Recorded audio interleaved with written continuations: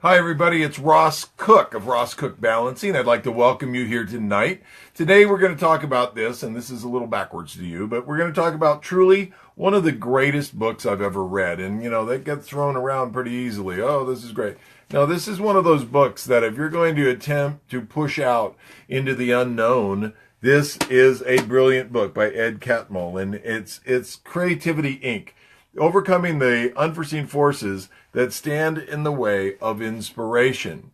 This is the young man, brilliant young man, who ended up running Pixar.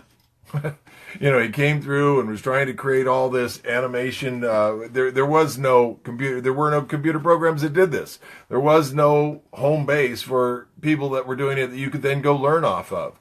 And so, no, he was the first guy with a lot of ideas about it. And then he was, you know, you sometimes wish, please, somebody with unlimited income and assets that are going to help me, please show up. Well, he had that happen not only once, but a couple of times. And when those opportunities showed up in his life, they came with a lot of other challenges with it. Here's the idea. When you have that many brilliant artists, thinkers, how do you motivate them, somewhat contain them, and get them, manage, lead them to do their greatest work and still have to meet budgets, still have to do this, still have to do that? And this book is one of the true great adventures in how someone became a brilliant manager and even beyond that leader. And their product, the best the world's ever seen. You know, just an element of what they sort of talked about in a lot of different things. I mean, it is so full of great ideas. That the idea is when you start out to do something, sometimes the ideas and the processes get in the way. And so you have to, they came up with the idea together in the second or third machination of this thing. They said that when you build prerequisites, your mindset, you have to come up with a quality mindset long before any of the elements are going to show up.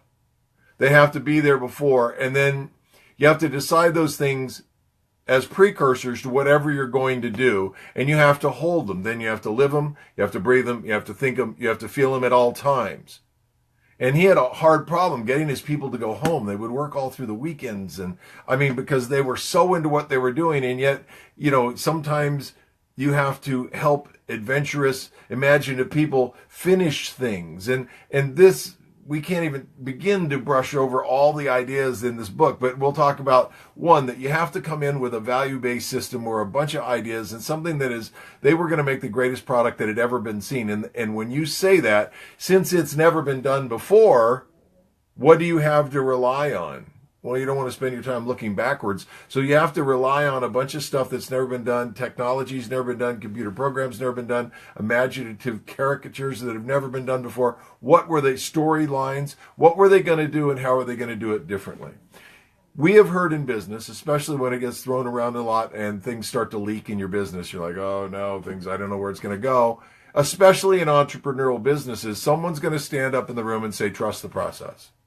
When do we hear trust the process? We hear trust the process when everything's leaking and it looks really bleak. That's when people say trust the process. You know, when everything's rolling, they're just so busy working in their flow spot that it doesn't matter about trust the process. Well, trust the process often looks bleak. In our practice at the Center for Balance and Effective Communication, we say trust the values that drive the process. That would be like the prerequisite, the mindset before you do anything, that you then live it, you then breathe it, you then think it, you then feel it. What are those values that are going to drive those behaviors that go from there? And in Catmull's book, he says, one of the brilliant producers of Toy Story came up with, let's stop trusting the process and let's figure out triggering the process. Let's examine what's working. Let's examine what's not working. Let's get the process out and slap it around a little bit and then put it back in play with a lot of energy. So, wow, that's an interesting thought, isn't it? Keep that process awake. Keep it vital and awake. Every day, slap it around until it's wide awake and the process is dynamic in everything you're doing. Because when it really starts to happen for you, it's an incredibly awake experience, isn't it? I mean, those snippets of time when it's really rolling for you, you're wide awake. The universe is wide awake for you. There's no blinking going on. Everybody's there. Everyone's generously listening. Everybody's working in value-based intentions, intentions-based actions. All right? You can't do any better for yourself in a read than Creativity Inc. It's brilliant. It's brilliant because it discusses so much of what we need to know, because it's talking not just about how do you go from A, B, C to D. It's talking about what if D's never been invented before. You know, how do you get there? How do you get the creativity, and how do you have some structure to your business without stifling the creativity that makes your business great, makes your life worth living? I'm Ross of the Ross Cook Balancing Group.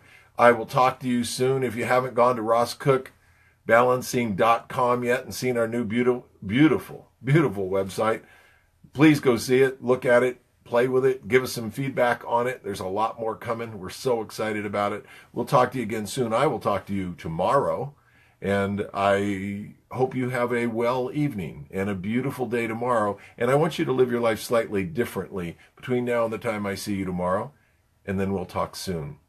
I'm Ross Cook with Ross Cook Balancing, and until we meet again,